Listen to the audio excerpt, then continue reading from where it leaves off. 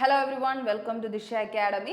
അപ്പോൾ പുതിയൊരു വർഷമാണ് നടന്നുകൊണ്ടിരിക്കുന്നത്. 2025 എന്നൊരു വർഷം തുടങ്ങിയപ്പോൾ തന്നെ SSC എന്ത് ചെയ്തു? അവരുടെ കലണ്ടർ റിലീസ് ചെയ്ത ഒരു കാര്യമാണ് അല്ലേ. അവർ നേരത്തെ തന്നെ റിലീസ് ചെയ്തിട്ടുണ്ട്. SSC CGL നമുക്ക് ഒരു ടൈം എന്ന് പറഞ്ഞാൽ 6 മാസം കഴിയുമ്പോൾ SSC CGL നടക്കും എന്നുള്ളൊരു പ്രതീക്ഷയാണ് നമുക്ക് എല്ലാവർക്കും ഉള്ളത്. പക്ഷേ നിങ്ങൾ ശ്രദ്ധിച്ചറിയാം, ഇപ്പോൾ തന്നെ ജനുവരി ഒരു മാസം അങ്ങ് കഴിഞ്ഞിരിക്കുകയാണ്. തുടങ്ങിയതേ ഉള്ളൂ. അതിന് മുന്നേ തന്നെ ഒരു മാസം കഴിഞ്ഞു. അപ്പോൾ ഇനി നമുക്ക് SSC CGL-നായിട്ട് ബാക്കിയുള്ളത് വെറും 5 മാസമാണ്. ഈ 5 മാസം നമുക്ക് 5 മാസമേ ഉള്ളൂ എന്ന് നമുക്ക് പറയാം. കാരണം ഇനിയിപ്പോൾ ജൂലൈ ഓഗസ്റ്റ് എന്ന് പറഞ്ഞൊരു ടൈമിലേക്കാണ് എക്സാം അവർ സെറ്റ് ചെയ്ത് വെച്ചിരിക്കുന്നതെങ്കിൽ നമുക്കൊന്നും ചെയ്യാനില്ല. ഇനിയും നമ്മൾ തുടങ്ങിയിട്ടില്ല, ഇനിയും നമ്മൾ ആ ഒരു ട്രാക്കിൽ എത്തിയിട്ടില്ല എന്നുണ്ടെങ്കിൽ നമുക്ക് വളരെയധികം ദോഷമായിട്ട് അത് മാറുകയുള്ളൂ. നമുക്കൊരു പുതിയൊരു ലക്ഷ്യമാണ്, ഒരു ജോലി എന്ന് പറഞ്ഞൊരു ലക്ഷ്യത്തിലാണ് നമ്മൾ നിൽക്കുന്നതെങ്കിൽ, ഈ കോമ്പറ്റീഷൻ വേൾഡിലാണ് നമ്മൾ നിൽക്കുന്നതെങ്കിൽ ഉറപ്പായിട്ടും നിങ്ങൾക്ക് ചിന്തിക്കാനുള്ളൊരു ടൈമാണ്. ഓൾറെഡി ഒരു മാസം കഴിഞ്ഞു, നമ്മൾ പഠിക്കാനുള്ളൊരു സമയമാണ് വേസ്റ്റ് ചെയ്ത് കളയുന്നത്. അപ്പോൾ ഇനിയും പഠിച്ചു തുടങ്ങിയിട്ടില്ലെങ്കിൽ അത് നിങ്ങളുടെ മിസ്റ്റേക്ക് തന്നെയായിട്ട് മാറും. അതുകൊണ്ടാണ് SSC നമുക്ക് ഏറ്റവും ബെസ്റ്റായിട്ട് ഒരു വേയിൽ, കാരണം നിങ്ങൾക്ക് എല്ലാവർക്കും അറിയാം എല്ലാ സബ്ജക്റ്റുകളും നമുക്ക് പഠിക്കാനുണ്ട്. ഇപ്പോൾ മാത്സ് ആയാലും റീസണിങ് ആയാലും അതുപോലെ തന്നെ ഇംഗ്ലീഷ് GK ഇതെല്ലാം നമ്മൾ പഠിക്കണം, കവർ ചെയ്യണം. പക്ഷേ എന്താണ് ഫസ്റ്റ്ലി സ്റ്റാർട്ട് ചെയ്യേണ്ടതെന്നൊരു കാര്യം നിങ്ങൾ ശ്രദ്ധിക്കുക. കാരണം എപ്പോഴും നമ്മുടെ മാർക്ക് ഡിറ്റക്റ്റ് ചെയ്യുക അല്ലെങ്കിൽ നമുക്ക് റാങ്ക് ഡിറ്റക്റ്റ് ചെയ്യുന്ന ഒരു സംഭവം എന്ന് പറയുന്നത് GK ആണ്. അപ്പോൾ ആ GK എങ്ങനെ കവർ ചെയ്യുന്നു എന്നുള്ളതിലാണ് ഏറ്റവും കാര്യം ഇരിക്കുന്നത്. ഏറ്റവും വാസ്റ്റ് ആയിട്ടുള്ള ഒരു ഏരിയ ആണ് GK. പക്ഷെ ആ GK നമുക്ക് അവോയ്ഡ് ചെയ്യാനും പറ്റില്ല. എല്ലാവർക്കും കോമൺ ആയിട്ട് കിട്ടുന്ന മാർക്കുകളാണ് മാത്സ്, റീസണിങ്, ഇംഗ്ലീഷ്. GK എന്ന് പറയുന്നത് ഒരാളുടെ നോളജിലാണ് ഇരിക്കുന്നത്. ഒരാൾ എത്ര പഠിക്കുന്നു ആ GKയിൽ നിന്നുള്ളതിൽ നിന്നാണ് നമുക്ക് എന്ത് ചെയ്യാൻ പറ്റുന്നത്, ക്വസ്റ്റ്യൻസ് അറ്റൻഡ് ചെയ്യാൻ പറ്റുന്നത്. അപ്പോൾ നമ്മൾ ഏറ്റവും ബെസ്റ്റായിട്ട് എന്ത് ചെയ്യുക, പഠിക്കാനാണ് ശ്രമിക്കേണ്ടത്. അതുകൊണ്ടാണ് എന്ത് ചെയ്തിരിക്കുന്നത്, നമ്മൾ 25 GK ടോപ്പിക്സ് നിങ്ങൾ കവർ ചെയ്യാൻ വേണ്ടി പറയുന്നത്. ഈ 25 GK ടോപ്പിക്സ് നിങ്ങൾ ഇപ്പോഴേ തുടങ്ങിക്കഴിഞ്ഞാൽ, സ്റ്റാർട്ട് ചെയ്ത് കഴിഞ്ഞാൽ നിങ്ങളുടെ എക്സാം എത്തുമ്പോഴേക്കും ആ ഒരു GK ടോപ്പിക്സ് നിങ്ങൾ കവർ ചെയ്യും. നിങ്ങളുടെ മാർക്കിൻ്റെ ഒരു 75% അല്ലെങ്കിൽ അതിന് മുകളിൽ നിങ്ങൾക്ക് എന്ത് ചെയ്യാൻ പറ്റും, നല്ല രീതിയിൽ തന്നെ പെർഫോം ചെയ്യാൻ പറ്റുമെന്നുള്ളൊരു കാര്യമാണ് ഈ ഉറപ്പ് പറയുന്നത്. നിങ്ങൾ ഇത്രയും മാത്രം പഠിക്കും. ഇത്രയും മാത്രം പഠിക്കുമ്പോൾ തന്നെ എല്ലാം ഉണ്ട്. ഈ ഒരു ഇപ്പം നമ്മൾ 25 ടോപ്പിക്സ് എടുക്കുമ്പോഴും ഇത്ര മാത്രം ഈ ഒരു 25 ടോപ്പിക്സ് പഠിച്ചാൽ അതിൽ എല്ലാ കാര്യങ്ങളും വരുന്നുണ്ട്. പക്ഷെ ആ 25 ടോപ്പിക്സ് നിങ്ങൾ കൃത്യമായിട്ടാണ് പഠിക്കാൻ റെഡി ആയിട്ടുള്ളതെങ്കിൽ ഉറപ്പായിട്ടും നിങ്ങൾക്ക് ഈ 5 മാസം എല്ലാവരും ചോദിക്കുന്ന ഒരു കാര്യമാണ്, എങ്ങനെ GK കവർ ചെയ്യും. GK കവർ ചെയ്യാൻ പറ്റില്ല. മെയിൻസ് എഴുതി ഒരുപാട് പേര് പറഞ്ഞു, അയ്യോ GK ഇങ്ങനെ ചോദിച്ചു കഴിഞ്ഞാൽ എന്ത് ചെയ്യും എന്നൊക്കെ ചോദിച്ചുകൊണ്ടാണ് ഇങ്ങനെ ഒരു കാര്യം പറയുന്നത്. ഈ ഒരു ഓർഡറിൽ നിങ്ങൾ പഠിച്ചു പോകാനായിട്ടാണ് ഞാനിപ്പോൾ ഇത്രയും മുന്നേ തന്നെ എന്ത് ചെയ്യുന്നത്, ഈ ഒരു ടോപ്പ് 25 GK ആയിട്ട് വന്നിട്ടുള്ളത്. അപ്പോൾ ഫസ്റ്റ് തന്നെ നമ്മൾ 2024 അനാലിസിസിങ് ആണ് ചെയ്തിട്ടുള്ളത്. അതായത് ഈ പറയുന്ന നമ്മുടെ SSC CGL 2024 നടന്നപ്പോൾ എങ്ങനെയാണ് GK സെക്ഷൻ അവർ കവർ ചെയ്തത്. ടോട്ടൽ നിങ്ങൾക്കറിയാം 25 ക്വസ്റ്റ്യൻസ് ആണ് വരുന്നത്, 25 ക്വസ്റ്റ്യൻസ് വരുന്നത്. ഏതൊക്കെ ഏരിയ നിന്നാണ് എത്ര മാർക്കോളമാണ് ചോദിച്ചിട്ടുള്ളത് എന്നുള്ളൊരു കാര്യം കൃത്യമായി അറിയാം. അപ്പോൾ നിങ്ങൾ മനസ്സിലാക്കേണ്ട കാര്യം, നിങ്ങൾക്ക് ഇതിൽ ഏത് സബ്ജക്റ്റ് ആണോ പഠിക്കാൻ വീക്കായിട്ട് തോന്നുന്നത്, ഏതാണ് ഏറ്റവും പ്രിഫറൻസ് തോന്നേണ്ടത്, ഏറ്റവും പ്രയോറിറ്റി കൊടുത്ത് നിങ്ങൾ ആദ്യം കവർ ചെയ്യേണ്ടത് ഏതാണ്, റിവിഷൻ ചെയ്യേണ്ട ഏതാണ്, നോട്ട്സ് ഉണ്ടാക്കേണ്ട ഏതാണ്, ഇതെല്ലാം നിങ്ങൾ ആദ്യമേ ഫിക്സ് ചെയ്യണം. നിങ്ങൾ ഈ GK കൃത്യമായി അറിഞ്ഞാൽ മാത്രമേ നിങ്ങൾക്ക് അത് ചെയ്യാനായിട്ട് പറ്റുള്ളൂ. അപ്പോൾ ഒരുപാട് ഇൻട്രൊഡക്ഷൻ ഒന്നും പറഞ്ഞ് നമ്മൾ വേസ്റ്റ് ചെയ്യുന്നില്ല ടൈം. അപ്പോൾ സ്റ്റാറ്റിക് GKയുടെ എന്ന് പറഞ്ഞു കഴിഞ്ഞാൽ നിങ്ങളറിയാം 5-6 ക്വസ്റ്റ്യൻസ് സ്റ്റാറ്റിക് GK എന്നാണ് 2024 അനാലിസിസ് എടുക്കുന്നത്. ഇതിൽ ഓരോ സബ് ടോപ്പിക്സ് നമ്മൾ പറഞ്ഞു തരാം. പക്ഷേ ക്വസ്റ്റ്യൻസ് എടുത്തു കഴിഞ്ഞാൽ ഏറ്റവും മേജറായിട്ട് വന്നത് ഏതിൽ നിന്നാണ്, സ്റ്റാറ്റിക് GK എന്നാണ്. അപ്പോൾ സ്റ്റാറ്റിക് GK പഠിക്കാതെ നിങ്ങൾക്ക് പോകാനായിട്ട് പറ്റില്ല. അതാണ് ഏറ്റവും ഇമ്പോർട്ടൻ്റ് ആയിട്ട് നിങ്ങൾ ശ്രദ്ധിക്കേണ്ടത്. സ്റ്റാറ്റിക് GKയുടെ ഓരോ സബ് ഡിവിഷനായിട്ട് ഉണ്ട് കുറേ ചാപ്റ്റേഴ്സ്. എന്നാൽ പോലും നമ്മൾ പഠിക്കേണ്ടതെല്ലാം പറഞ്ഞു തരും. ഇതിൽ നിന്ന് 5 to 6 ക്വസ്റ്റ്യൻസ് നിങ്ങൾ വേണമെങ്കിൽ എടുത്ത് ഷിഫ്റ്റ് അനാലിസിസ് ചെയ്തു നോക്കാം. നിങ്ങൾക്ക് മനസ്സിലാവും. മിനിമം 5 ക്വസ്റ്റ്യൻസ് അല്ലെങ്കിൽ ഒരു 6 ക്വസ്റ്റ്യൻസ് കൂടിപ്പോയാലേ ഉള്ളൂ. 5 to 6 ക്വസ്റ്റ്യൻസ് എന്തായാലും ഏതിൽ നിന്ന് ചോദിച്ചിട്ടുണ്ട്, സ്റ്റാറ്റിക് GK പോർഷനിൽ നിന്ന് ചോദിച്ചിട്ടുള്ളത് എന്നുള്ളത് ഉറപ്പാണ്. ഇനി അടുത്ത് കറണ്ട് അഫേഴ്സ് എന്ന് പറഞ്ഞാൽ ഇതിലും ഒരുപാട് ടോപ്പിക്സ് വരുന്നുണ്ട്. ശരിക്കും പറഞ്ഞാൽ സ്റ്റാറ്റിക് GKയും കറണ്ട് അഫേഴ്സും ലിങ്ക് ചെയ്താണ് കിടക്കുന്നത്. പക്ഷെ കറണ്ട് അഫേഴ്സ് എന്ന് പറയുമ്പോൾ എന്തുകൊണ്ട് അതിപ്പോൾ ചോദിക്കാൻ കാരണമായി എന്നുള്ളൊരു ക്വസ്റ്റ്യൻ വരും. സ്റ്റാറ്റിക് GKയിൽ അങ്ങനെയില്ല. സ്റ്റാറ്റിക് GKയിൽ എന്ത് വേണോ ചോദിക്കാം, പക്ഷെ എന്നാലും അത് എന്തുകൊണ്ട് കറണ്ട് അഫേഴ്സ് ആകുമ്പോൾ നമുക്ക് ഈ ഒരു വർഷത്തിൽ നടന്നു എന്നുള്ളത് കൊണ്ടാണ് അത് ചോദിക്കാൻ കാരണമാകുന്നത്. ഓക്കെ, അതായത് ഇപ്പോൾ നിങ്ങൾ എക്സാം എഴുതാൻ പോകുന്നതിന് ഒരു 2-3 വർഷം മുന്നേ വരെ എന്തൊക്കെ കാര്യങ്ങളാണ് നടന്നതെന്നുള്ളൊരു കൃത്യമായ ഒരു നോളജ് നിങ്ങൾക്കുണ്ടോ എന്നുള്ളൊരു ക്വസ്റ്റ്യനാണ് അവിടെ കൃത്യമായി വരുന്നത്. അതിൽ നിന്നൊരു 4 to 5 ക്വസ്റ്റ്യൻസ് ഉറപ്പായിട്ടും ചോദിച്ചിട്ടുണ്ട്. 4 ക്വസ്റ്റ്യൻസ് മിനിമം ചോദിച്ചിട്ടുണ്ട് എന്നുള്ളതാണ് കറക്റ്റ്. നിങ്ങൾ ഒരുപാട് പേർക്ക് ഇപ്പോൾ ടെലഗ്രാമിൽ തന്നെ ഷിഫ്റ്റ് അനാലിസിസും കാര്യങ്ങളൊക്കെ കണ്ടിട്ടുണ്ടായിരിക്കും, അല്ലെങ്കിൽ ക്വസ്റ്റ്യൻസ് കിട്ടിയിട്ടുണ്ടാവും. നിങ്ങളുടെ ആൻസർ കീ ഒക്കെ റിലീസ് ആയതാണ്. നിങ്ങൾ വേണമെങ്കിൽ ചെക്ക് ചെയ്ത് നോക്കാം സ്റ്റാറ്റിക് GK എന്ന് കറണ്ട് അഫേഴ്സിൽ നിന്ന് എത്രയാണ് വന്നിട്ടുള്ളത്. പക്ഷേ ഇതാണ് കൃത്യമായ അനാലിസിസ്. പിന്നെ ഏറ്റവും കൂടുതൽ വരുന്ന ഏതിൽ നിന്നാണ്, ഹിസ്റ്ററി. ഹിസ്റ്ററി വിട്ടൊരു കളി ആർക്കില്ല? ശരിക്കും പറഞ്ഞാൽ ഒരു SSC അല്ലെങ്കിൽ റെയിൽവേ എക്സാംസുകൾക്കില്ല. SSC എക്സാമിന് ഏറ്റവും പ്രധാന ഘടകം ഏത് തന്നെയാണ്? ഹിസ്റ്ററി തന്നെയാണ്. അതെന്തുകൊണ്ടാണ് നമുക്ക് ഇത്ര ഇമ്പോർട്ടൻറ്റ് ചോദിക്കുക? ഒരു വലിയൊരു ഏരിയ ആണ്. ആൻഷ്യൻ്റ് ഇന്ത്യ ഉണ്ട്, മിഡീവൽ ഇന്ത്യ ഉണ്ട്, മോഡേൺ ഇന്ത്യ ഉണ്ട്. ഇതിൽ നിന്നെല്ലാം പക്കയായിട്ട് ഒന്നോ രണ്ടോ ക്വസ്റ്റ്യൻ വീതം എടുത്ത് ചോദിക്കും. ആൻഷ്യൻ്റ് ഇന്ത്യ എന്ന് 2 എണ്ണം, അല്ലെങ്കിൽ മിഡീവൽ ഇന്ത്യ എന്ന് 2 എണ്ണം, അല്ലെങ്കിൽ മോഡേൺ ഇന്ത്യ എന്ന് 2 എണ്ണം, അല്ലെങ്കിൽ അതിൽ കാലം കൂടുതൽ ക്വസ്റ്റ്യൻസ് ഓരോന്നിൽ നിന്ന് 1 വീതം. അങ്ങനെയൊക്കെ ഏകദേശം 5 ക്വസ്റ്റ്യൻസ് ഉറപ്പായിട്ടും പറഞ്ഞു കഴിഞ്ഞാൽ 5 ക്വസ്റ്റ്യൻസ് ഹിസ്റ്ററിയിൽ നിന്ന് ചോദിക്കുന്നുണ്ട്. ഈ ഓരോ സെഗ്മെന്റിൽ നിന്ന്, ആൻഷ്യൻ്റ് ഇന്ത്യ എന്നായിക്കോട്ടെ. അപ്പം നിങ്ങൾ ആദ്യം അറിയേണ്ടത് എന്താ? ഏതാണ് ആൻഷ്യൻ്റ് ഇന്ത്യ, ഏതാണ് മിഡീവൽ ഇന്ത്യ, ഒരു മോഡേൺ ഇന്ത്യ എന്താണ്? അപ്പോൾ ആദ്യമായിട്ട് വരുന്നവർക്ക് അതൊക്കെ കൺഫ്യൂഷൻ ആയിരിക്കും. അപ്പോൾ നിങ്ങൾ കൃത്യമായ രീതിയിൽ പഠിച്ച് വന്നിട്ടേ കാര്യമുള്ളൂ. ആ ഒരു കൃത്യമായ ഓറിയന്റേഷനിൽ പഠിച്ചു പോകണം. ചുമ്മാ അവിടെ നിന്ന് ഇവിടെ നിന്നും PYQ സെക്ഷൻ അറ്റൻഡ് ചെയ്തിട്ട് ഒരു കാര്യമില്ല. നിങ്ങൾ കൃത്യമായ നോളജ് ഉണ്ടാവണം. എപ്പോഴും നിങ്ങൾ ശ്രദ്ധിക്കേണ്ടതെന്ന് കാര്യം എന്ന് പറഞ്ഞു കഴിഞ്ഞാൽ ഇതെല്ലാം എന്താണ്? നമ്മൾ പഠിച്ച കാര്യങ്ങളാണ്. 10, +1, +2 ഇതിനെല്ലാം പഠിച്ചിട്ടുള്ള കാര്യമാണ്. നമ്മുടെ സയൻസ് ആയിക്കോട്ടെ, സോഷ്യൽ സയൻസ് ആയിക്കോട്ടെ, ഇതെല്ലാം അവരെന്താണ് ഈ കേന്ദ്രീകരിച്ച് വെച്ചിരിക്കുന്നത്? നമ്മുടെ ഏത് ടെക്സ്റ്റ് ബുക്കിലാണ്? NCERT ടെക്സ്റ്റ് ബുക്കിലുള്ള നോളജ് മാത്രമേ അവർ ചോദിക്കുന്നുള്ളൂ. പക്ഷെ നമ്മൾ അന്ന് എന്ത് ചെയ്തു? അവിടെ നിന്ന് ഇവിടെ നിന്നും ക്വസ്റ്റ്യൻ ബേസ് ചെയ്ത് പഠിച്ചതുകൊണ്ടാണ് നമുക്ക് എന്താണ് അത്രയും ഡെപ്തിൽ നോളജ് അറിയാത്തത്. പക്ഷെ നമ്മൾ അതിനി ഒന്നും കൂടെ റിവൈസ് ചെയ്യുകയാണെങ്കിൽ നിങ്ങൾ സെറ്റായെന്ന് തന്നെയാണ് വിശ്വസിക്കേണ്ടത്. ഹിസ്റ്ററി ആയിക്കോട്ടെ, ഇപ്പോൾ നമുക്കറിയാം ഹിസ്റ്ററി എന്ന് പറയുമ്പോൾ എന്താണ് ഈ ആൻഷ്യൻ്റ്, മിഡീവലും മോഡേൺ ഒക്കെ +1, +2 കൃത്യമായ രീതിയിൽ തന്നെ എന്ത് ചെയ്തിട്ടുണ്ട്? അവർ കവർ ചെയ്തിട്ടുണ്ട്. നമ്മൾ സമയം കിട്ടുമ്പോൾ അത് ജസ്റ്റ് ഒന്ന് എടുത്ത് എന്ത് ചെയ്യുക? വായിക്കുക. ഇപ്പോൾ നമുക്ക് അനിയനോ അനിയത്തിയോ ആരെങ്കിലും ഉണ്ടെങ്കിൽ അങ്ങനെ വായിക്കാം, ഇല്ലെങ്കിൽ അടുത്തുള്ള വീട്ടിലുള്ള ആരെങ്കിലും ഉണ്ടെങ്കിൽ അവരടുത്ത് ചോദിച്ച് വായിക്കാം. നമുക്ക് എന്ത് ചെയ്യാൻ പറ്റും? നിങ്ങൾക്ക് കിട്ടാനുള്ള ഏറ്റവും എളുപ്പ വഴി NCERT ടെസ്റ്റുകളാണ്. എപ്പോൾ വേണോ നിങ്ങൾക്ക് വായിക്കാൻ പറ്റുന്ന ഒരു കാര്യമാണ്. അതൊക്കെ നിങ്ങൾ ശ്രദ്ധിക്കുക. അതുപോലെയാണ് സയൻസിന് ഏകദേശം 3 to 4 ക്വസ്റ്റ്യൻസ് വരുന്നുണ്ട്. അതിൽ ബയോളജി ഇമ്പോർട്ടൻ്റ് ആയിട്ട് ചോദിക്കുന്നത്. ഫിസിക്സിൽ നിന്ന് വളരെ കുറച്ചാണ്, റെയർ ആയിട്ടാണ് വരുന്നത്. എങ്കിൽ പോലും ബയോളജി, കെമിസ്ട്രിയിൽ നിന്ന് നല്ലപോലെ ക്വസ്റ്റ്യൻസ് വരുന്നുണ്ട്. ബയോളജി, കെമിസ്ട്രിയിൽ നിന്ന് നല്ലപോലെ ക്വസ്റ്റ്യൻ വരുന്നുണ്ട്. അതുപോലെ ഫിസിക്സിൽ നിന്ന് വന്ന അത്യാവശ്യം നല്ല കടുകട്ടി ക്വസ്റ്റ്യനും ആയിരിക്കും വരുന്നത്. ആ ഒരു ഇതാണ്. സയൻസിനും ഇമ്പോർട്ടൻസ് ഉണ്ട്, നമ്മുടെ ഇതിനും ഉണ്ട്. 3 to 4 ക്വസ്റ്റ്യൻസ് ആണ് വരുന്നത്. പിന്നെ അവിടെ നിന്നും ഇവിടെ നിന്നും ഒരു 2 to 3 ക്വസ്റ്റ്യൻസ് എന്നുള്ള രീതിയിൽ തന്നെ ഏതുണ്ട്? ഈച്ചായിട്ട് പൊളിറ്റിക്സിൽ നിന്ന് ഒരു 2-3 ക്വസ്റ്റ്യൻ, ജോഗ്രഫിയിൽ നിന്ന് ഒരു 2-3 ക്വസ്റ്റ്യൻ, എക്കണോമിക്സിൽ നിന്ന് ഒരു 2-3 ക്വസ്റ്റ്യൻ, ഇങ്ങനെ എല്ലാം കൂടെ ചേർത്തിട്ടാണ് എന്ത് ചെയ്തിരിക്കുന്നത്? 2024 നമ്മുടെ SSC CGL അവർ കണ്ടക്ട് ചെയ്തിരിക്കുന്ന ഏതൊരു ഷിഫ്റ്റ് എടുത്താലും ഇങ്ങനെ ഒരു പാറ്റേണിൽ മാത്രമേ നിങ്ങൾക്ക് ക്വസ്റ്റ്യൻസ് കാണാൻ പറ്റുള്ളൂ. അപ്പോൾ അത് ഏതൊക്കെ ടോപ്പിക്സുകളാണെന്ന് നമുക്കൊന്ന് നോക്കാം. ഇനി ടോപ്പിക്സ് അനുസരിച്ച് നമുക്ക് കവർ ചെയ്യാനേ നമുക്കൊരു സൊല്യൂഷൻ ഉള്ളൂ. ഇങ്ങനെ എന്തായാലും വന്നു കഴിഞ്ഞാൽ എന്താദ്യം പഠിക്കണം എന്നുള്ളൊരു ഡൗട്ട് നിങ്ങൾക്ക് ഉണ്ടാവും. അപ്പോൾ അതെങ്ങനെയാണെന്ന് നമുക്ക് നോക്കാം. ഓക്കെ, ഫസ്റ്റ് കറണ്ട് അഫേഴ്സ് എങ്ങനെയാണ് പഠിക്കേണ്ടതെന്ന് ഒരുപാട് പേര് ചോദിക്കും. എങ്ങനെ പഠിച്ചാലാണ് കിട്ടുന്നത്? ചുമ്മാ ന്യൂസ് പേപ്പർ ഇരുന്ന് വായിച്ചാൽ ശരിയാവും?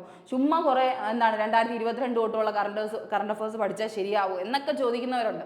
പക്ഷേ ഒരു മിനിമം വാലിഡിറ്റി എന്ന് പറഞ്ഞു കഴിഞ്ഞാൽ നിങ്ങളുടെ എക്സാം കണ്ടക്ട് ചെയ്യുന്ന 2025 അതിൻ്റെ ഒരു 2 വർഷം മുന്നേ എന്നുള്ളൊരു ഇതിലാണ് നമ്മൾ എന്ത് ചെയ്യുന്നത്? ക്വസ്റ്റ്യൻസ് ചോദിക്കുന്നത്. മാക്സിമം നിങ്ങൾ 2024, 2025 മാക്സിമം അറിഞ്ഞിരിക്കണം, നല്ലപോലെ അറിഞ്ഞിരിക്കണം. 2023 പക്ഷെ അതിൽ എന്താണ് പഠിക്കേണ്ടതെന്നാണ് നിങ്ങൾ ശ്രദ്ധിക്കേണ്ടത്. ചുമ്മാ വലിച്ചു വാരി എല്ലാം പഠിക്കണം എന്നുള്ളൊരു കാര്യമല്ല പറയുന്നത്. ഇവിടെ നമ്പർ ഇട്ടിട്ട് എന്ത് ചെയ്തിട്ടുണ്ട്? 25 ടോപ്പിക്സുകൾ നമ്മൾ എഴുതിയിട്ടുണ്ട്, സബ്ജക്ട് വൈസും എഴുതിയിട്ടുണ്ട്. പക്ഷേ ആ ടോപ്പിക്സ് മാത്രം നിങ്ങൾ ഡെയിലി ബേസിസിൽ കവർ ചെയ്യാനായിട്ട് നോക്കുക. നിങ്ങൾ ആ പോർഷൻ എപ്പോഴാണോ കവർ ചെയ്യുന്നത്, പിന്നെ നിങ്ങൾ എപ്പോഴും സീരിയസ് ആയിട്ട് എടുക്കുക. ഇനിയും ടൈം ഉണ്ടെന്ന് വിചാരിച്ച് ഒരിക്കലും ഇരിക്കരുത്. ടൈം വളരെ കുറവാണ്, ലിമിറ്റഡ് ആണ്. 5 മാസം ഉണ്ടെന്ന് പറഞ്ഞാലും അതിപ്പോൾ എന്ന് പറഞ്ഞാൽ പോയി കഴിയും. ഇപ്പോൾ അറിയാലോ 6 മാസം ഉണ്ടായിരുന്നെന്നാണ് നമ്മൾ തുടക്കത്തിലേ പറയുന്നത്. പക്ഷേ ഇപ്പോൾ എന്ത് ചെയ്തു? 1 മാസം കഴിഞ്ഞു. അപ്പോൾ ഇനി ഒന്നും ചെയ്യാത്തവരാണെങ്കിൽ അത് കൃത്യമായി ശ്രദ്ധിക്കുക. GK പഠിക്കാൻ സ്റ്റാർട്ട് ചെയ്ത് തുടങ്ങാം. ഒരിക്കലും GK പഠിച്ച് വെറുതെ വേസ്റ്റ് ആവുമെന്ന് വിചാരിക്കരുത്. അത് കൃത്യമായ രീതിയിൽ സ്മാർട്ടായിട്ടാണ് പഠിക്കുന്നതെങ്കിൽ ഉറപ്പായിട്ട് നിങ്ങൾക്ക് കിട്ടാവുന്നതേ ഉള്ളൂ. ഓക്കെ, അപ്പോൾ ഫസ്റ്റ് നിങ്ങൾ പഠിക്കേണ്ട എന്ത് ബേസിസിലാണ്? അപ്പോയിൻമെൻറ്റ്സ് പഠിക്കുമ്പോൾ എല്ലാം പഠിക്കണം. അതായത് ഒരു കൃത്യമായി പറയുകയാണെങ്കിൽ ചീഫ് മിനിസ്റ്റേഴ്സ് ചേഞ്ച് ആവുന്നത്, ഗവർണേഴ്സ് ചേഞ്ച്, ഇതെല്ലാം എന്താണ്? കറണ്ട് അഫേഴ്സ് റിലേറ്റഡ് ആണ്. ഇപ്പോൾ ഒരാൾ അപ്പോയിന്റ് ചെയ്തു 2022 2023 2024 ഒപ്പം ചെയ്ത് അതെന്ത് ചെയ്യുക? നിങ്ങൾ അപ്പോയിന്റ് ചെയ്തത് കൃത്യമായി പഠിക്കുക. ഏറ്റവും പ്രധാനപ്പെട്ട സർവീസസുകളിലേക്ക് എൻട്രി ചെയ്ത ആളുകളെ, ചെയർമാൻകളെ അല്ലെങ്കിൽ CEO-കളെ, അംബാസിഡേഴ്സിനെ, ഇതെല്ലാം നിങ്ങൾ എന്ത് ചെയ്യുക? കൃത്യമായ രീതിയിൽ അറിയണം. പിന്നെ ചീഫ് മിനിസ്റ്റേഴ്സ് മാറിയിട്ടുണ്ടെങ്കിൽ അല്ലെങ്കിൽ ഈ പറയുന്ന പോലെ ഗവർണേഴ്സിന് എന്തെങ്കിലും ചേഞ്ച് ഉണ്ടെങ്കിൽ ഇതെല്ലാം നിങ്ങൾ കൃത്യമായി അറിഞ്ഞിരിക്കണം. ഓരോ സ്റ്റേറ്റിൻ്റെ ബേസ് നിങ്ങൾ അറിഞ്ഞിരിക്കണം. ഇന്ത്യ എന്ന് പറയുമ്പോൾ നിങ്ങൾ ഏറ്റവും പ്രധാനമായിട്ട് അതിൻ്റെ അഡ്മിനിസ്ട്രേഷൻസ് അറിഞ്ഞിരിക്കണം എന്നുള്ളൊരു കാര്യമാണ് അവർ പറയുന്നത്. അപ്പോൾ അപ്പോയിൻമെൻറ്റ്സ് ആ ഒരു രീതിയിൽ തന്നെ പഠിക്കുക. ഇന്ന് ചീഫ് മിനിസ്റ്റേഴ്സ് പഠിക്കണമെങ്കിൽ നാളെ ഗവർണേഴ്സ് പഠിക്കുക. മറ്റൊരു ദിവസം എന്തെങ്കിലും ചേഞ്ചസ് ഉണ്ടെങ്കിൽ പിന്നെ എപ്പോഴും കറണ്ട് അഫേഴ്സ് അപ്ഡേറ്റ് ചെയ്യണം. നിങ്ങൾ ഒരിക്കലും ഇപ്പോഴേ ആഡ് ഓൺ ചെയ്ത് നിൽക്കരുത്, സ്റ്റിക്ക് ഓൺ ആയി നിൽക്കരുത്. ചേഞ്ചസ് വരുന്നത് കൃത്യമായി ശ്രദ്ധിച്ചോണം. അതുകൊണ്ട് കറണ്ട് അഫയേഴ്സ് എപ്പോഴും ലാസ്റ്റ് പഠിച്ചാൽ മതി എന്നേ നമ്മളും പറയാറുള്ളൂ. കാരണം ഏറ്റവും നമ്മുടെ എക്സാമിൻ്റെ അടുത്ത് വരുന്ന ഒരു സമയമാകുമ്പോൾ മാത്രം അതെന്ത് ചെയ്യുക, നിങ്ങൾ കുറച്ചും കൂടെ ഡീൽ ചെയ്യാനായിട്ട് നോക്കുക. ഇപ്പോൾ അപ്പോയിൻമെൻറ്റ്സ് ഒക്കെ എപ്പോൾ വേണോ ചേഞ്ച് ചെയ്യുക. ഇന്ന് പഠിക്കുന്ന ഒരാളായിരിക്കില്ല ചിലപ്പോൾ ആ ഒരു ടൈമിൽ നിങ്ങൾക്ക് എന്ത് വരുന്നത്, അപ്പോയിൻറ്റ് ചെയ്തിരിക്കുന്നത്, ചിലപ്പോൾ അവർക്ക് മാറ്റങ്ങൾ വരാം. അതുകൊണ്ട് എപ്പോഴും അപ് ടു ഡേറ്റ് ആയിരിക്കണം. പിന്നെ വരുന്നത് അവാർഡ്സ് ആണ്. അവാർഡ്സ് എന്ന് പറയുമ്പോൾ നിങ്ങൾക്ക് ഇപ്പോൾ എന്താണ് ഈ കാര്യം നിങ്ങൾ കൃത്യമായി മനസ്സിലാക്കേണ്ട, കറണ്ട് അഫയേഴ്സും സ്റ്റാറ്റിക്കും റിലേറ്റഡ് ആണെന്ന് പറഞ്ഞു. സ്റ്റാറ്റിക്കിലാണെങ്കിൽ നമുക്ക് പഠിക്കേണ്ട പോർഷൻസ് ആണ് എപ്പോഴും ചോദിക്കുന്നതാണ് ഫെസ്റ്റിവൽ, ഡാൻസ്, മ്യൂസിക്. ഈ 3 സാധനങ്ങൾ നിങ്ങൾ കംപ്ലീറ്റ് ചെയ്താലും നിങ്ങൾക്ക് കിട്ടുന്ന ഒരു കാര്യമാണ് എന്തായാലും ഫെസ്റ്റിവൽ, മ്യൂസിക്, ഡാൻസ്. ഓക്കെ, എപ്പോഴും അവാർഡ്സ് ചോദിക്കുന്നത് എന്തിനെ പറ്റിയിട്ടാണ്? മ്യൂസിക്കും ഡാൻസിനെ പറ്റിയിട്ടുമാണ്. അവാർഡ്സ് എപ്പോൾ ചോദിച്ചാലും, ചിലപ്പോൾ അല്ലാത്ത അവാർഡ്സുകൾ ചോദിക്കും, ഭാരത് രത്ന പോലെയുള്ള, അല്ലെങ്കിൽ ഈ പറയുന്ന പോലെ തന്നെ പത്മ അവാർഡ്സ് പോലെയുള്ള, ഓസ്കാർ, എന്തെങ്കിലും ആദ്യമായിട്ട് കിട്ടിയ അവാർഡ്സുകളാണെങ്കിൽ അതൊക്കെ ഇമ്പോർട്ടൻ്റ് തന്നെയാണ്. പക്ഷേ ഏറ്റവും കൂടുതൽ അവർ ചോദിക്കുന്നത് എന്തിൽ നിന്നാണ്? ഡാൻസിൽ നിന്നും മ്യൂസിക്കിൽ നിന്നും ഓരോ ആൾക്കാർക്ക് കിട്ടിയ അതിൻ്റെ പേഴ്സണാലിറ്റീസിന് കിട്ടിയ അവാർഡ്സ് ആയിരിക്കും. ഏറ്റവും ഫേമസ് ആയിട്ടുള്ള ആൾക്കാർക്ക് കിട്ടിയ അവാർഡ്സുകളായിരിക്കും. അതൊന്ന് ശ്രദ്ധിക്കുക. അപ്പം മ്യൂസിക്കും ഡാൻസിലെ അവാർഡ്സുകളാണ് എപ്പോഴും അവരെടുത്ത് ചോദിക്കാറുള്ളത്. പത്മ അവാർഡ്സ് തന്നെയായിരിക്കും ചോദിക്കുന്നത്. പിന്നെ എന്താണ് റാങ്കിങ്ങുകൾ? റാങ്കിങ്ങുകൾ എന്ന് പറഞ്ഞാൽ ഇന്ത്യക്ക് എത്രാമത്തെ സ്ഥാനമാണ് ഓരോ കാര്യങ്ങൾക്ക് ഉള്ളതെന്നുള്ളൊരു കാര്യമാണ് റാങ്കിങ്ങിൽ വരുന്നത്. പിന്നെ സ്പോർട്സിൻ്റെ അവാർഡ്സ് ചോദിക്കാറുണ്ട്. സ്പോർട്സിൽ നിന്ന് എന്ത് വേണോ ചോദിക്കാം, പക്ഷെ അതെന്ത് ചെയ്യുക, അപ് ടു ഡേറ്റ് ആയി നിൽക്കുക. 2023-25 കാര്യങ്ങൾ, എവിടെ വെച്ചിട്ടാണ് ഒരു കളി നടന്നത്, ഏതാണ് ഹോസ്റ്റ് കൺട്രി, എവിടെയാണത്, ആരാണ് വിൻ ചെയ്തത്, ആരാണ് ആ ടൈറ്റിൽ വിൻ ചെയ്തതെന്നുള്ളൊരു കാര്യം, ആർക്കാണ് ഇന്ന ഗെയിമിന് എന്തെങ്കിലും ഒരു സ്പെഷ്യൽ അവാർഡ് കിട്ടിയത് എന്നുള്ള രീതിയിൽ കൃത്യമായിട്ട് ഒരു സ്പോർട്സിൽ നടക്കുന്ന എല്ലാം അറിയണം. ഫസ്റ്റ് ആയിട്ട് ഇപ്പോൾ ആർക്കെങ്കിലും അതിൽ എന്തെങ്കിലും പെർഫോമൻസിൽ ഫസ്റ്റ് ഇൻ ഇന്ത്യ എന്ന് പറഞ്ഞ് കിട്ടുകയാണെങ്കിൽ അത് പഠിക്കണം. സ്പോർട്സിൻ്റെ കാര്യത്തിൽ തന്നെ ആദ്യമായിട്ടാണ് അയാൾ ആ ഒരു വിജയം നേടിയതെങ്കിൽ അത് പഠിക്കണം. എത്ര മീറ്റേഴ്സാണ് അത് എറിഞ്ഞത്, ആ ഒരു രീതിയിലൊക്കെ ഉള്ള ക്വസ്റ്റ്യൻസ് വരും. എന്തുകൊണ്ട് അയാൾക്ക് ആ ഒരു അർഹത കിട്ടി എന്നുള്ള ക്വസ്റ്റ്യൻസ് ഒക്കെ കൃത്യമായി തന്നെ വരാറുണ്ട്. അപ്പോൾ അതൊന്ന് ശ്രദ്ധിച്ചോളുക. ഓക്കെ, ഇനി അടുത്ത് വരുന്നത് സ്കീംസ് ആണ്. സ്കീംസ് അറിയാലോ, ഗവൺമെൻറ് സ്കീംസ്. എപ്പോഴും ഓരോ ഫിനാൻഷ്യൽ ഇയർ കഴിയുമ്പോഴും അവർ എന്ത് ചെയ്യും, ഓരോ സ്കീംസ് ആയിട്ട് എന്തിനെങ്കിലും അവർ ഇൻട്രൊഡ്യൂസ് ചെയ്തുകൊണ്ടിരിക്കും. അപ്പോൾ സ്കീംസ് കൃത്യമായിട്ട് അറിയാം. മാത്രമല്ല സ്കീംസിൻ്റെ കാര്യം എടുക്കുമ്പോൾ 2025 മാത്രമേ ചോദിക്കാവൂ എന്നുള്ളൊരു കണ്ടീഷൻ ഇല്ല. സ്കീം ആകുമ്പോൾ ഇപ്പോൾ ആയുഷ് ഭാരതോ അങ്ങനെ എന്തെങ്കിലും ഏറ്റവും പ്രധാനപ്പെട്ട ഏറ്റവും ഇമ്പോർട്ടൻ്റ് ആയിട്ടുള്ള സ്കീംസുകൾ ഏതെങ്കിലും ഒരു വർഷം 2019 അല്ലെങ്കിൽ 2012 ആണ് റിലീസ് ചെയ്തെങ്കിൽ പോലും അതും പഠിക്കണം. കാരണം അത് ഇപ്പോഴും സുലഭമാണ്, അല്ലെങ്കിൽ അത് ഇപ്പോഴും ഇപ്പോഴും അത് ഫോളോ ചെയ്ത് കൊണ്ടുപോകുന്നുണ്ട് എന്ന് ഉറപ്പുണ്ടെങ്കിൽ അതെന്ത് ചെയ്യുക, പഠിക്കാനായിട്ട് ശ്രമിക്കുക. സ്വച്ഛ് ഭാരത് പോലെയുള്ള എന്തെങ്കിലും ഒരു സാധനം ഇപ്പോഴും ഉണ്ടെന്ന് തോന്നുന്നുണ്ടെങ്കിൽ അതെന്ത് ചെയ്യുക, നിങ്ങൾ കൃത്യമായി തന്നെ പഠിക്കാനായിട്ട് ശ്രമിക്കുക. അതിൻ്റെയൊക്കെ വർഷങ്ങൾ അറിയുക. ഏറ്റവും ഇമ്പോർട്ടൻറ്റ് സ്കീംസുകൾ കൃത്യമായി പഠിക്കുക. പിന്നെ പുതുതായിട്ട് ഇൻട്രൊഡ്യൂസ് ചെയ്തതും പഠിക്കാനായിട്ട് മറന്നു പോകരുത്. ഓക്കെ, ഇനി അത് കഴിഞ്ഞ് വരുന്നത് ബഡ്ജറ്റ് മാറുമ്പോൾ എന്തൊക്കെയാണ് അവിടെ ഉണ്ടായ സംഭവങ്ങൾ, ബഡ്ജറ്റ് ആര് പ്രസന്റ് ചെയ്തു, അല്ലെങ്കിൽ ആരാണ് അവിടെ മെമ്പേഴ്സായിട്ടുണ്ടത്, അങ്ങനത്തെ ബഡ്ജറ്റ് റിലേറ്റഡ് ആയിട്ടുള്ള ടോപ്പിക്സും കവർ ചെയ്യാനായിട്ട് ശ്രമിക്കുക. ഇനി അടുത്തൊരു ബഡ്ജറ്റ് വരികയാണെങ്കിൽ എന്താണ് അതിൽ വരുന്ന മാറ്റങ്ങൾ, കാരണം നിങ്ങളുടെ എക്സാം വരുമ്പോൾ എന്തായാലും ബഡ്ജറ്റ് പ്രസന്റേഷൻ ഉണ്ടാവും. അപ്പോൾ അതെന്ത് ചെയ്യുക, കൃത്യമായി തന്നെ പഠിക്കുക. പുതിയ എന്തൊക്കെ സ്കീമാണ് കൊണ്ടുവന്നത്, പുതിയ എന്തെങ്കിലും പോളിസീസ് കൊണ്ടുവന്നോ, പുതിയ ബില്ല് എന്തെങ്കിലും പാസ്സാക്കിയോ, പുതിയ എന്തെങ്കിലും കാര്യങ്ങൾ അതിൽ ആക്ട് എന്തെങ്കിലും കൊണ്ടുവന്നോ, അങ്ങനെയുള്ള ചെറിയ കാര്യങ്ങൾ നിങ്ങൾ ന്യൂസ് പേപ്പറിൽ നിന്നും പറഞ്ഞ് തന്നെ മനസ്സിലാക്കി എടുക്കണം. ഓക്കെ, പിന്നെ മിഷൻസ്, ഈ പറയുന്ന പോലെ തന്നെ ISRO എന്തെങ്കിലും കാര്യങ്ങൾ മിഷൻസ് ലോഞ്ച് ചെയ്തു, അല്ലെങ്കിൽ റെയിൽവേയിൽ എന്തെങ്കിലും ലോഞ്ച് ചെയ്തു, അല്ലെങ്കിൽ ടെക്നോളജി പരമായിട്ട് എന്തെങ്കിലും ലോഞ്ച് ചെയ്തു, അങ്ങനത്തെ മിഷനായിട്ട് എന്തെങ്കിലും ഒരു കാര്യത്തിന് പുതിയൊരു എക്സസൈസ്, മിലിറ്ററി എക്സസൈസ് തുടങ്ങി, അങ്ങനെയൊക്കെ ഉള്ള റിലേറ്റഡ് ആയിട്ട് നിൽക്കുന്ന ഏറ്റവും പ്രധാനപ്പെട്ട മിഷൻസും എന്ത് ചെയ്യുക, നിങ്ങൾ കവർ ചെയ്യാനായിട്ട് ശ്രമിക്കുക. പിന്നെ സ്റ്റേറ്റിൻ്റെ അടുത്ത് കൊടുത്തിരിക്കുന്നതെന്ന് പറഞ്ഞു കഴിഞ്ഞാൽ ഒരു സ്റ്റേറ്റിന് എന്തെങ്കിലും പ്രത്യേകത കിട്ടി, ഇപ്പോൾ ലീഡിങ് പ്രൊഡ്യൂസർ ഓഫ് വീറ്റ് ഏത് സ്റ്റേറ്റ് ആണ്, അങ്ങനെയൊക്കെ ഉള്ള കുറച്ച് ക്വസ്റ്റ്യൻസ് ഉണ്ട്. ഇപ്പം ഇതിൻ്റെ ലീഡിങ് പ്രൊഡ്യൂസറായിട്ട് ഈ വർഷം തിരഞ്ഞെടുത്തത് ആരെയാണ്, അല്ലെങ്കിൽ ഇന്ന എന്തെങ്കിലും ഒരു കാര്യത്തിന് ഒരു പ്ലസ് പോയിന്റ് ഒരു സ്റ്റേറ്റിന് കിട്ടുകയാണ്. അങ്ങനെയുള്ള ക്വസ്റ്റ്യൻസ് എപ്പോഴും നിങ്ങൾ എന്ത് ചെയ്യുക, ഒരു സ്റ്റേറ്റ് ബേസ് ചെയ്ത് അറിഞ്ഞിരിക്കണം. ആ സ്റ്റേറ്റിന് ഈ ഒരു വർഷമാണ് അങ്ങനെ ഒരു അർഹത കിട്ടിയെന്നുള്ളൊരു കാര്യം നിങ്ങൾ അറിഞ്ഞിരിക്കണം. അങ്ങനെ ഒരു സംഭവം കൂടെ നിങ്ങൾ നോക്കിക്കോണം. ഇടയ്ക്കിടയ്ക്ക് സ്റ്റേറ്റിന് അതാണ് നമ്മൾ പറയുന്നത്, ന്യൂസ് പേപ്പർ വായിക്കുമ്പോഴേ നമുക്ക് അതൊരു ഹെഡ്ലൈൻ ആയിട്ട് കിട്ടത്തുള്ളൂ. എപ്പോഴും ഹെഡ്ലൈൻസ് ആണ് എന്ത് ചെയ്തത് നമുക്ക് എപ്പോഴും ചോദിച്ചു വരുന്നത് കറണ്ട് അഫയേഴ്സിൽ. അതൊന്ന് ശ്രദ്ധിക്കുക. അപ്പോൾ നിങ്ങൾ പഠിക്കുമ്പോൾ ഈ ഓരോ ടോപ്പിക്സ് എടുത്ത് വെച്ച് തന്നെ എന്ത് ചെയ്യുക, പഠിക്കാൻ ശ്രമിക്കുക. ഇതിൻ്റെ അപ്പുറം ഒന്നും നോക്കേണ്ട ആവശ്യമില്ല. ഇതിൻ്റെ അപ്പുറം എന്ത് ചോദിച്ചാലും നിങ്ങൾ അറ്റൻഡ് ചെയ്യേണ്ട ആവശ്യമില്ല. അതൊന്നും എന്ത് ചെയ്യുന്നില്ല, നമുക്ക് അർഹതപ്പെട്ട മാർക്കല്ല. അല്ലെങ്കിൽ നമ്മൾ അത് പഠിച്ചിട്ടും നമ്മൾ എന്ത് ചെയ്യില്ല, ഒരിക്കലും കവർ ചെയ്യാൻ പോകാത്ത പോർഷൻസാണ്. ഇത്രയെങ്കിലും നമ്മൾ എന്ത് ചെയ്യുക, കറണ്ട് അഫേഴ്സിൽ നിന്ന് പഠിക്കുക. ഇത്രേ ചോദിക്കത്തുള്ളൂ, ഉറപ്പാണ്. ഇനി അടുത്ത് മ്യൂസിക്കിൽ നിന്ന് ഘരാന പോലെയുള്ള സംഭവങ്ങൾ. മ്യൂസിക്കിൽ നിന്ന് ഇപ്പോൾ ഒരുപാട് ക്വസ്റ്റ്യൻസ് ചോദിക്കുന്നുണ്ട്. ഇൻസ്ട്രുമെന്റ്സ് ആയിക്കോട്ടെ, ഘരാന ആയിക്കോട്ടെ, അല്ലെങ്കിൽ ഈ പറയുന്ന ഗസൽ സ്റ്റൈൽസുകളായിക്കോട്ടെ, ആ ഒരു സ്റ്റൈൽ ആരാണ് ഏറ്റവും കൂടുതൽ യൂസ് ചെയ്യുന്നത്, അങ്ങനെയുള്ള ക്വസ്റ്റ്യൻസ്.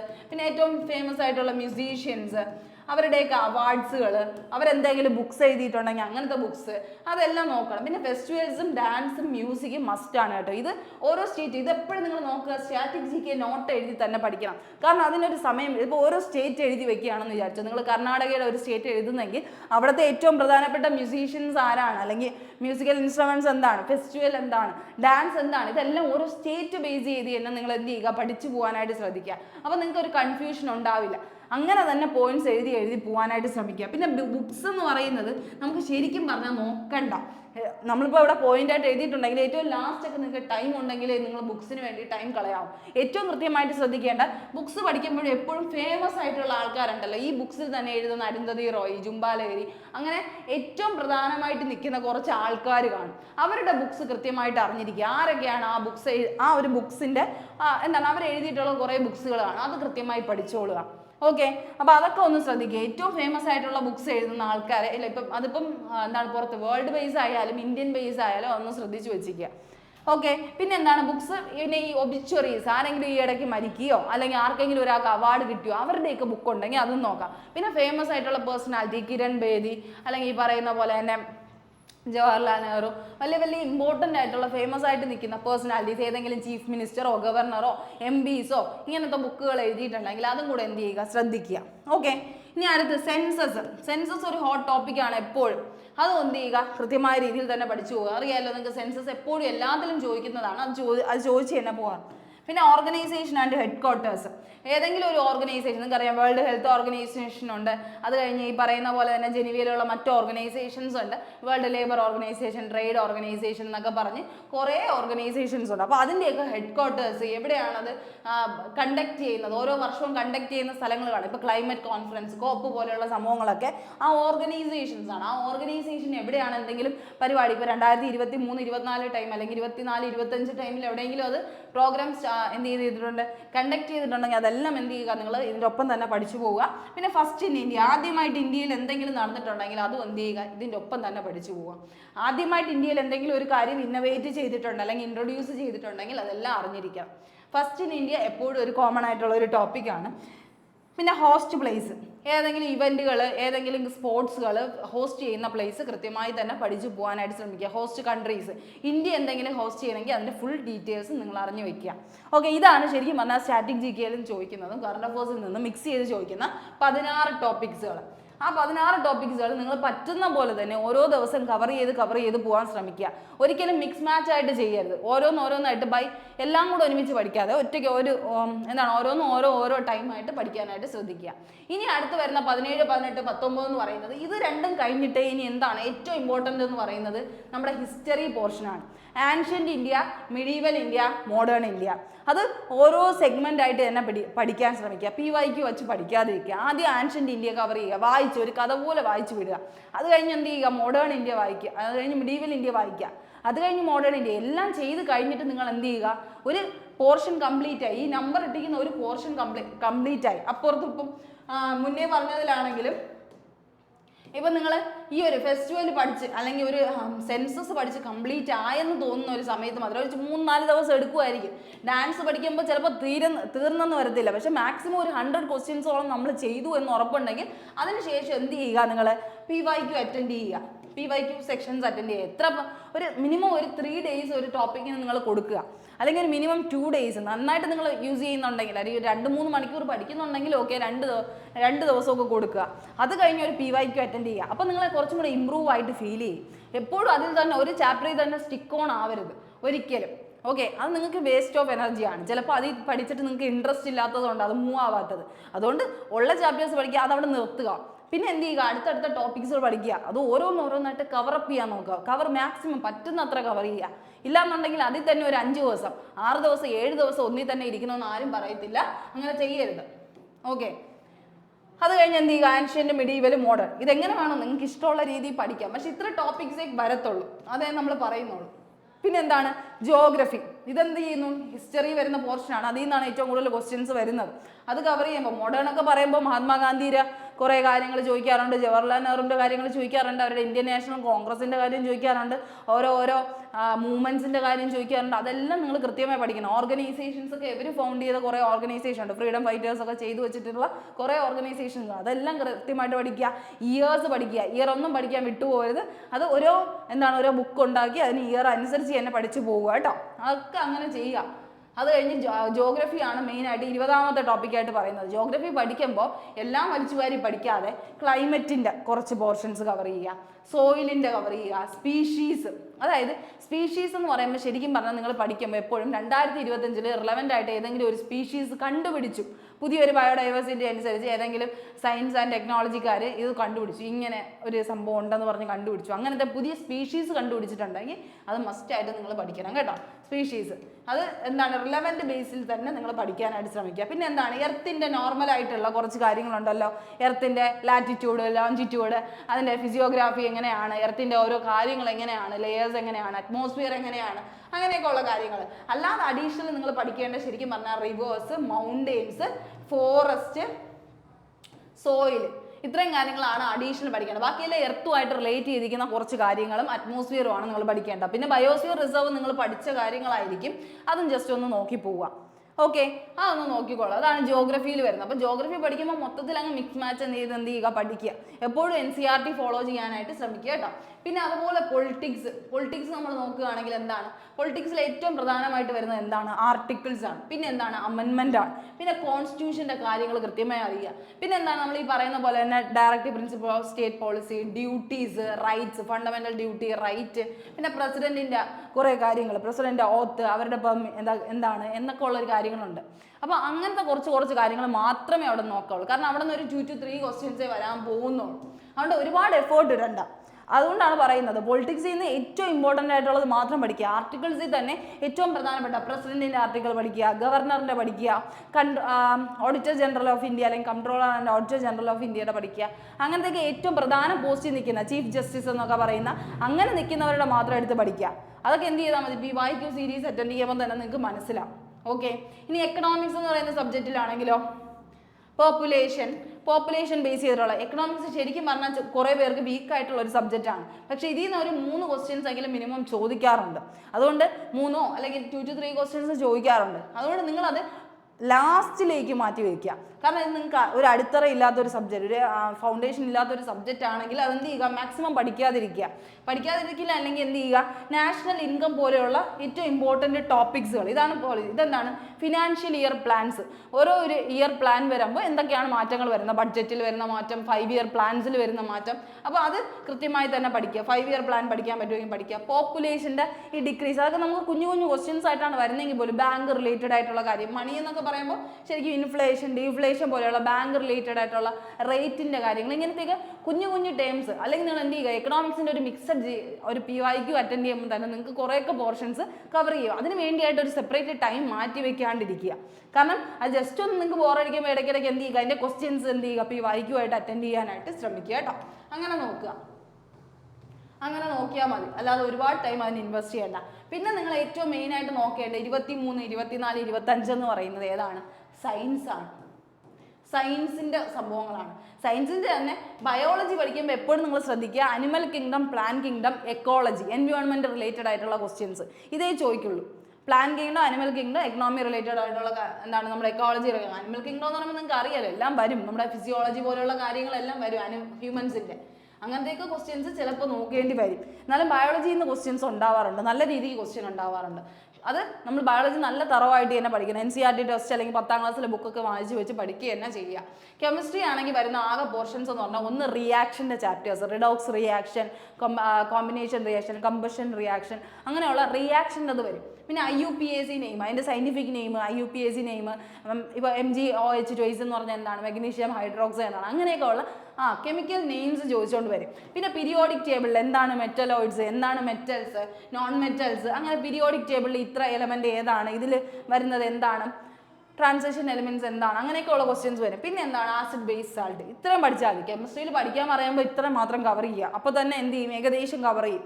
ഓക്കെ, പിന്നെ എന്താണ് ഫിസിക്സിലാണെങ്കിൽ ആകെ പഠിക്കേണ്ട 2 ചാപ്റ്റേഴ്സ്, ഇമ്പോർട്ടൻസ് കൊടുക്കേണ്ടത് സൗണ്ടിനും ലൈറ്റിനും. കാരണം സയൻസ് എന്ന് പറയുമ്പോൾ എല്ലാവരും വിചാരിക്കും ഒരുപാട് വാസ്റ്റ് ഏരിയ ആണ്, അപ്പോൾ എല്ലാം പഠിക്കണോ, എല്ലാം പഠിക്കേണ്ട. ഇത്രയും ലിമിറ്റഡ് പോർഷൻസ് പഠിക്കുമ്പോൾ തന്നെ നിങ്ങളുടെ മാർക്കായി എന്നുള്ളതാണ്. അപ്പോൾ ആ ഒരു അനാലിസിങ്ങിൽ നിങ്ങൾ എന്ത് ചെയ്യുക, പഠിച്ചു പോവുക. അപ്പോൾ ഇത്ര ക്വസ്റ്റ്യൻസ് ആണ് നമുക്ക് 25 ടോപ്പിക്സ് നമ്മൾ എടുത്തിട്ടുള്ളൂ. ഓരോ സബ്ജക്റ്റ് വൈസ് ആണ് ഫിസിക്സ്, കെമിസ്ട്രി, ബയോളജി എടുത്തെങ്കിൽ പോലും അത് അങ്ങനെ തന്നെ ആ ഒരു സീരിയസ്നോടെ കണ്ട് എന്ത് ചെയ്യുക, പഠിക്കാനായിട്ട് ശ്രമിക്കുക കേട്ടോ.